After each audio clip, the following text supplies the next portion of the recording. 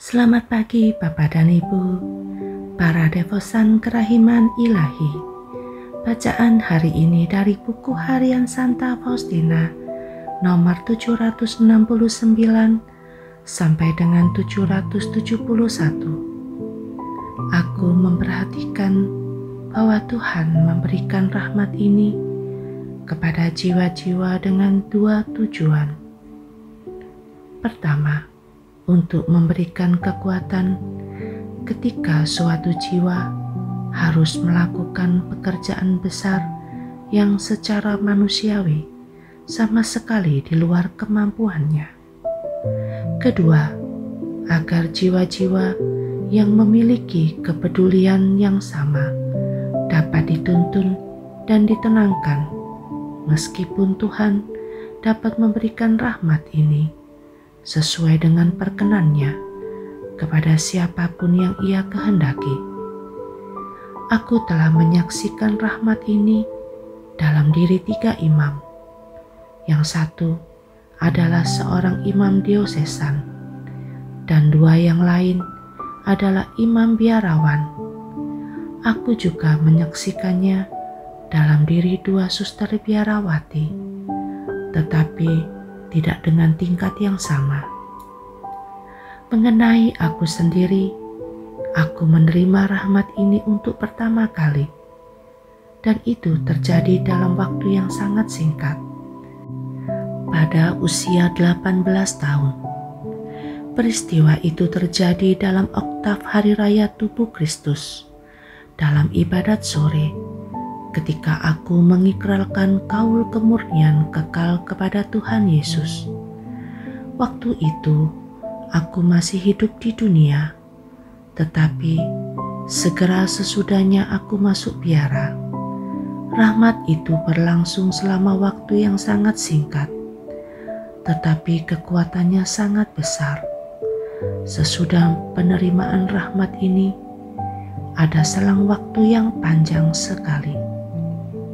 Memang benar, dalam selang waktu itu, aku menerima banyak rahmat dari Tuhan. Tetapi rahmat itu berbeda. Masa itu adalah masa pencobaan dan pemurnian. Pencobaan-pencobaan itu begitu menyakitkan, sehingga jiwaku merasa seolah-olah ditinggalkan sama sekali oleh Allah dan tenggelam dalam kegelapan besar. Aku menjadi sadar dan mengerti bahwa tidak seorang akan mampu mengeluarkan aku dari siksaan-siksaan itu, bahkan tidak mampu memahami aku. Ada 2 peristiwa ketika jiwaku hanyut dalam keputusasaan. Yang pertama selama setengah jam, dan yang kedua selama 3/4 jam. Sebagaimana aku tidak mampu melukiskan besarnya rahmat, demikian juga aku tidak mampu melukiskan siksaan yang dikirim Allah itu. Kata apapun yang mungkin aku gunakan, semua itu hanyalah bayangan kabur dari realitasnya. Tetapi sebagaimana Tuhan menjeburkan aku ke dalam cobaan-cobaan itu, demikian juga Ia mengeluarkan aku dari sana.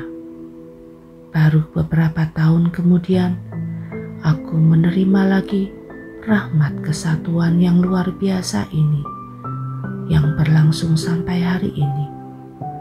Namun, dalam peristiwa kesatuan yang kedua ini, juga terjadi sela-sela singkat. Tetapi sekarang, untuk beberapa waktu, aku tidak mengalami selah apapun. Sebaliknya, aku semakin hari semakin dalam terbenam dalam Allah. Cahaya terang benderang yang menyinari budi memberiku suatu pengetahuan tentang keagungan Allah. Tetapi ini berbeda dari pengenalanku sebelumnya mengenai sifat-sifat Allah, yakni satu demi satu. Sungguh yang sekarang ini sama sekali berbeda yakni serentak. Aku mengenal seluruh jati diri Allah. Pada saat yang sama, jiwa tenggelam sepenuhnya dalam Allah dan mengalami suatu kebahagiaan yang sama besarnya seperti kebahagiaan yang dirasakan oleh orang-orang terpilih di surga. Memang jiwa-jiwa terpilih yang ada di surga memandang Allah dari muka ke muka dan sungguh-sungguh amat berbahagia. Tetapi pengenalan mereka terhadap Allah tidaklah sama. Allah telah membuat aku memahaminya. Pengetahuan yang mendalam ini dimulai di bumi, sesuai dengan rahmat yang diberikan. Tetapi mendalamnya pengetahuan itu juga tergantung pada kesetiaan kita kepada rahmat itu.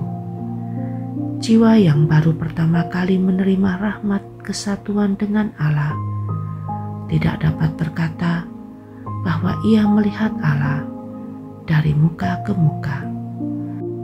Sebab di sini ada selubung iman yang sangat tipis, tetapi selubung itu begitu tipis sehingga jiwa dapat berkata bahwa ia melihat Allah dan berbicara dengan Dia. Jiwa itu diilahikan. Allah mengizinkan jiwa itu mengetahui betapa besarnya kasih Allah kepada jiwa itu.